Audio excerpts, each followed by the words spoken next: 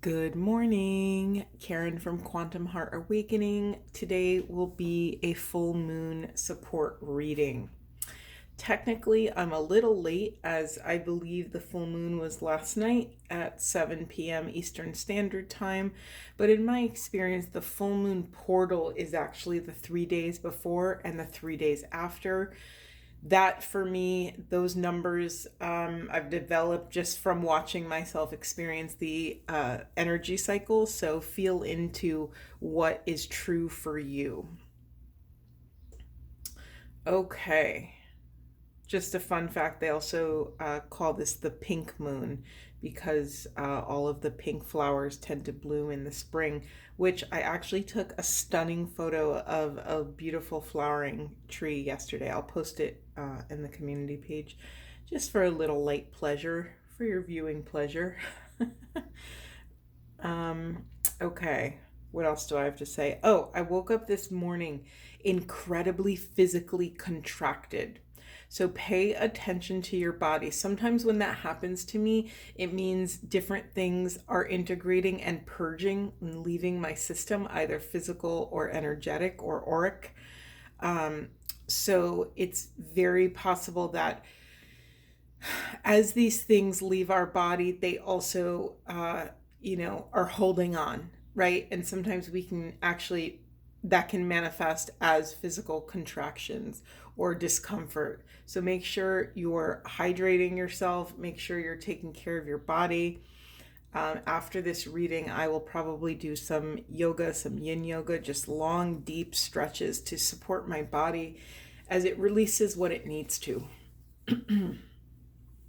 Okay. And of course, I have to say the disclaimer of if you're having any real issues, please seek medical attention. I am not a medical professional who dispenses any sort of medical advice. That's my PSA. All right, moving on. Let's see what's here. Yeah, okay. So generally, a full moon is a time of remembering, a time of release. So we are releasing karmic blockages and healing our own lineage. I feel like it's around boundaries, and I mean, we don't have a communication card, but it's been coming up for the last 2 months. So let's just add that little bullet point. Okay. Sorry, this is like a slow start. Forgive me. Didn't we talk about boundaries yesterday? All right. We are receiving these light codes, these activations. We are being asked to push through to allow ourselves to be seen as we vibrate our truth and our voice out in the world. This reclamation of time and space and being able to communicate about our mission, purpose, truth, boundaries, whatever it is the next work that is front and center right now. We've talked about consent, boundaries, and sovereignty for many readings now. So this stuff should not be that new to you. But if it is new to you, just check in with yourself, your body. Where in your life are you struggling to hold boundaries? And remember, boundaries not only keep, I don't like to use good and bad, but I'm going to use it here. Boundaries not only keep bad things out, but they also keep good things in, right? And sometimes we have to also be mindful that our boundaries do not become impenetrable fences, electric fences around who and what we are, because we need some fluidity, right? We need things to move, to ebb and flow, to arrive. We need to create boundaries in such a safe and kind way that things can arrive at our front door and things can leave our house. There has to be that fluidity in being able to picture like a house without any doors or windows. That's sort of like a prison. I mean, even prisons have windows. They might have bars on them, but they still have some sort of two-way thing, two-way street, two-way thing. I can't think of a better word. Okay, moving on.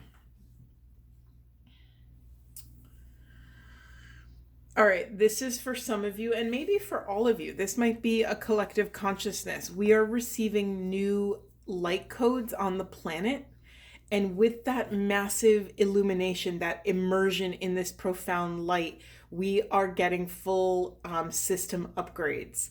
Some people, I've heard some people talk about this, how the earth has split actually into 3D and 5D. Take this all with a grain of salt. I don't fully believe in this. However, I do believe in that this time on the planet, we have split into those who are committed to the old way of contraction and fear and limitation, and those who are committed to the new way, the way of light, the way of expansion, of growth, of love. So I do believe there is some sort of split. And remember, we are not othering ourselves. We are all one. So as I talk about this split, we also have splits within ourselves. So there's a message in here about honoring these mini forks in the road that every individual internal part has to discern for themselves, right? So we are made up of a bunch of different parts, and they all have a bunch of different experiences, and they have many different fears, and safety feels different to each one of them. So we are being asked to become, again, or remain diligent stewards of these internal parts. How do we heal our worlds? We heal ourselves. This energy is really sticky today. I'm struggling to access this flow, but that too is a message in it of itself. So let's just keep sticking with it and see what emerges. I didn't realize we actually have 2 light code cards, Hathor and Thoth.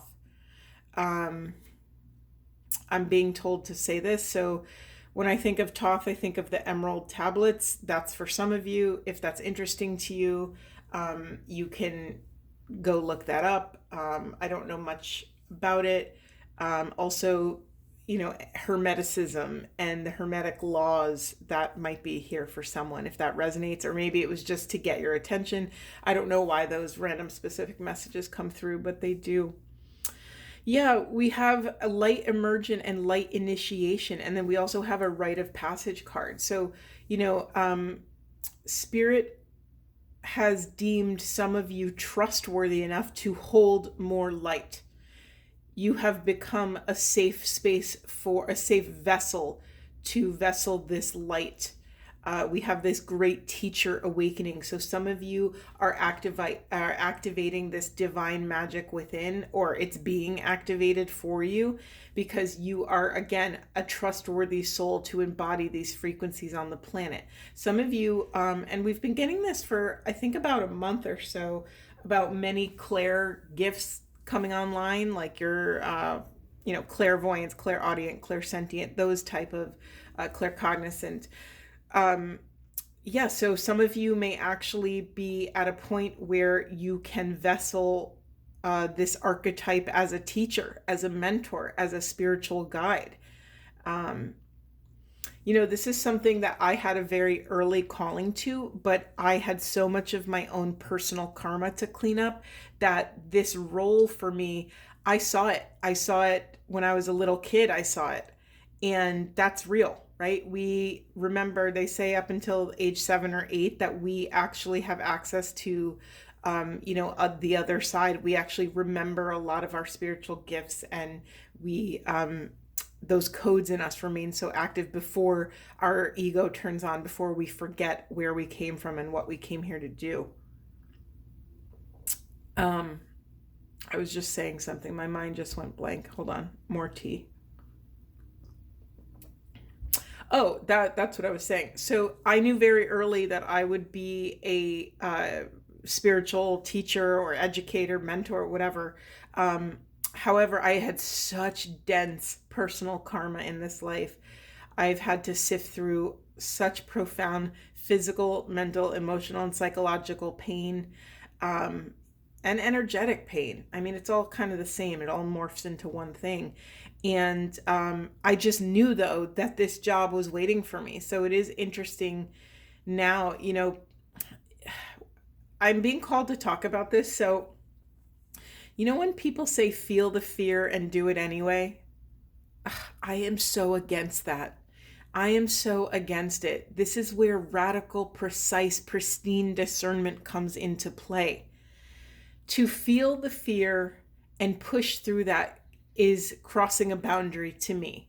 And, take it with a grain of salt. I know that we have to push through limitations to, access higher, the visual is like I'm thinking of an athlete. You have to push through a certain level of adversity and physical limitation to get better at what you do.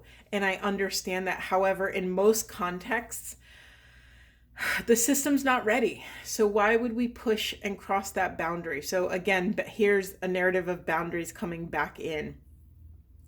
So anyway, I had fear about being on YouTube. I had fear about channeling in public like this, even though it's a recorded video and I'm in charge of it and I could delete it or edit it, which, by the way, I don't edit anything. I just don't want to. It's extra work and it detracts from the message and whatever. So I don't edit anything. So I have to re-record. If something goes wrong, I just re-record. Why am I telling you that? What is with my brain today? Full moon. Just saying. My brain just stopped. Okay. Oh, feel the fear and do it anyway. That's what we were talking about. I wasn't ready to be on YouTube prior to this. I have decades of experience in various modalities, and yet still I wasn't ready to step into this type of role in this flavor of chaos, if you will, because it is a chaos, right? YouTube is a little bit of a chaotic beast.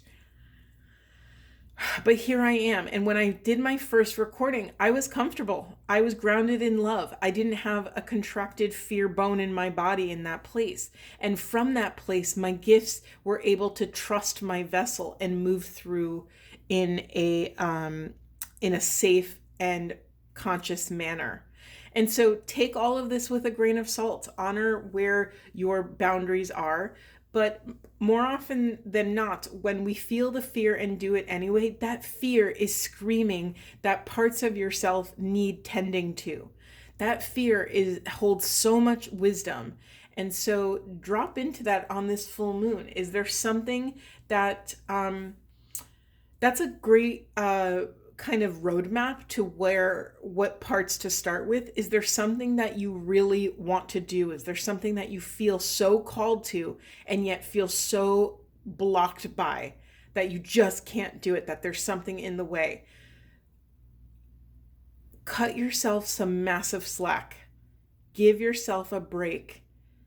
The work that you think you're not doing is being interrupted by the work that is so desperately calling you to do.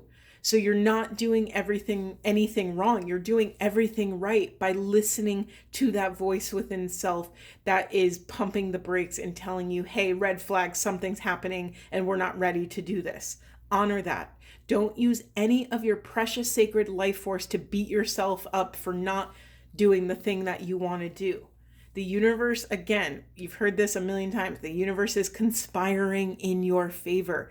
The universe wants to support you in stepping into your profound soul mission and your gifts. And if that's not happening, then that's not your work yet. And that's something that is a little bit of a hard pill to swallow because we want it so bad, right? The soul wants to flourish and share its gifts and live abundantly and flow with the grid of unconditional love and infinite oneness. And yet you may have karma cleanup to do. I sure did. Something that really helped temper this idea and concept was something that my mentor, Carolyn Mace, had said. She said, and she has this kind of brash way about her, which I love because she reminds me of like one of my Italian aunts, even though she's Polish, but, or a Polish background rather.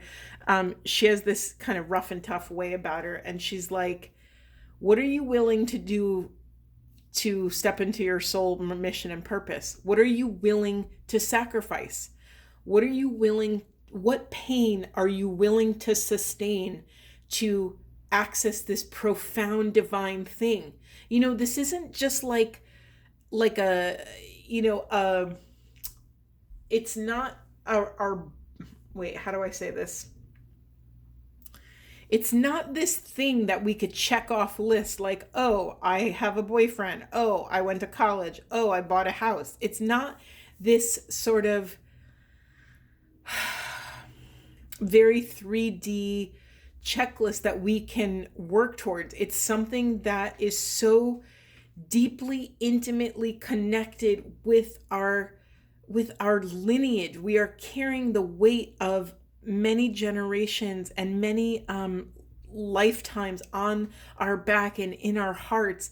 This divine work of karmic cleanup. I don't know why I even keep saying karmic cleanup, because I don't normally use that word very much.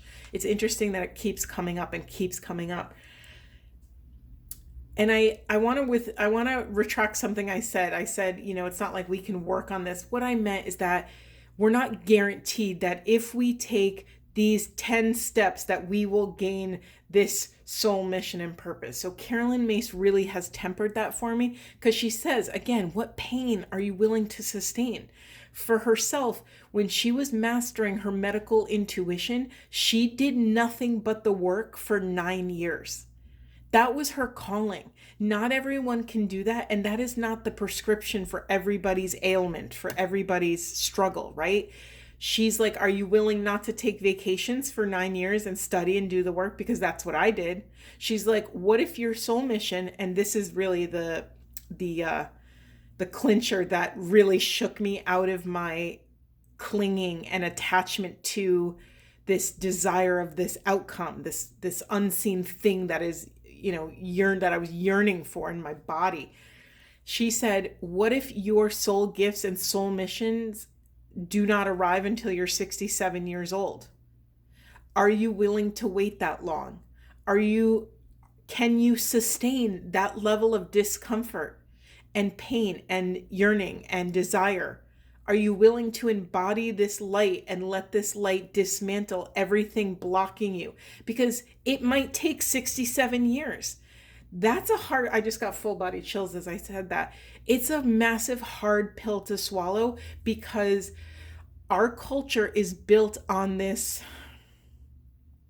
life escalator, right? You start out in school, you get good grades, you then go to college, you then, find your spouse, you get married, you have a house, you have kids, you pursue professional achievements, maybe you pursue more education. Like, there's this faulty illusion of a life escalator that we're supposed to be on, and it's such nonsense. It's such false. It's just creating so much dissonance and fragmentation and fracture points in what we're actually here to do, right? That life escalator is pulling us away from our soul aligned path. When you're on the escalator, think of a physical escalator. Think about when you're on an escalator, either at the airport or at a mall or wherever it is. You literally just get on and ride.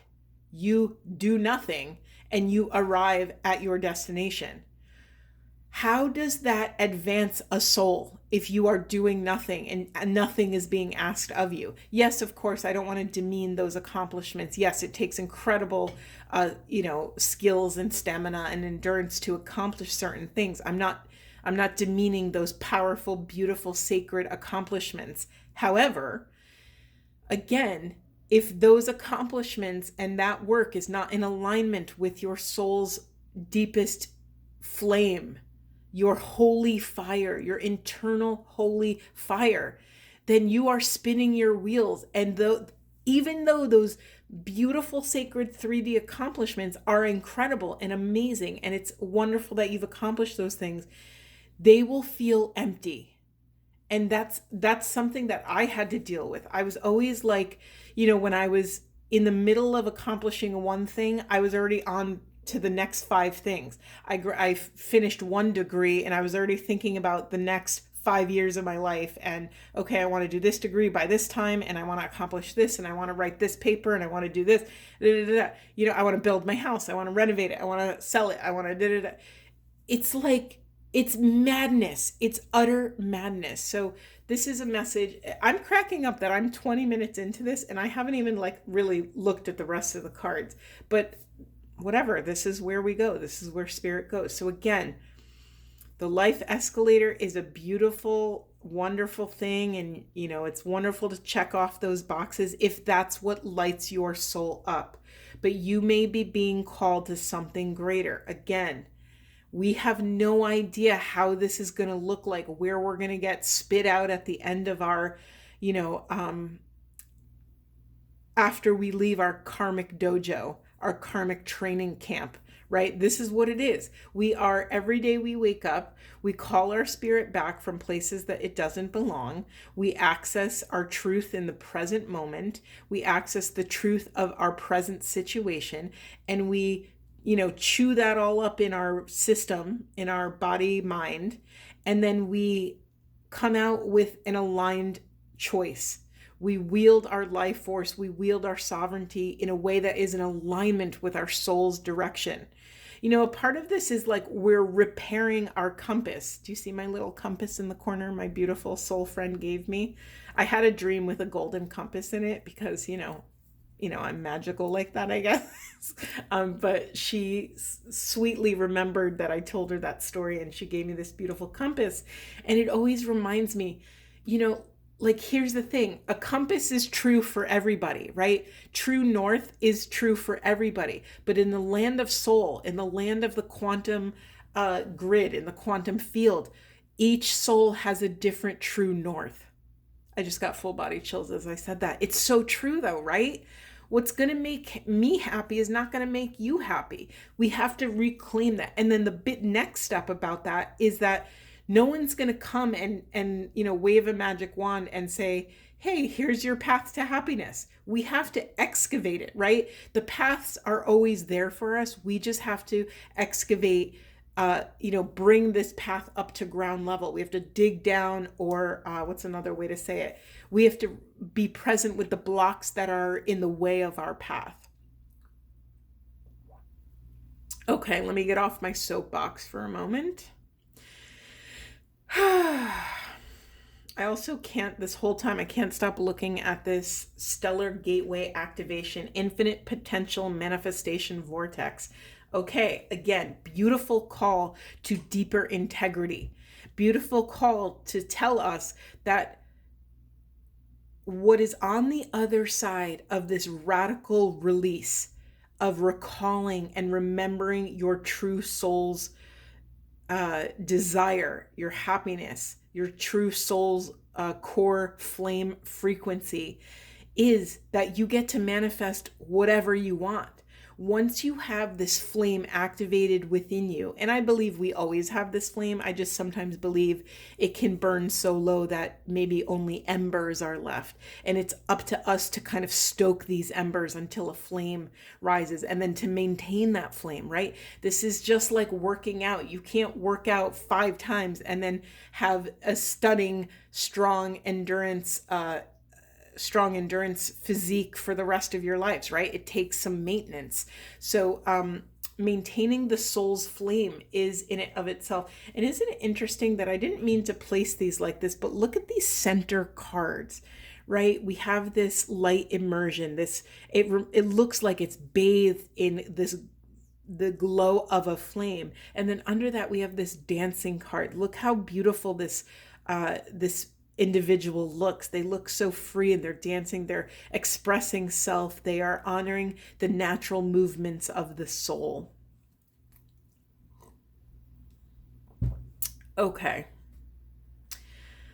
Yeah, okay. Another part of this full moon is that we are taking inventory within the self.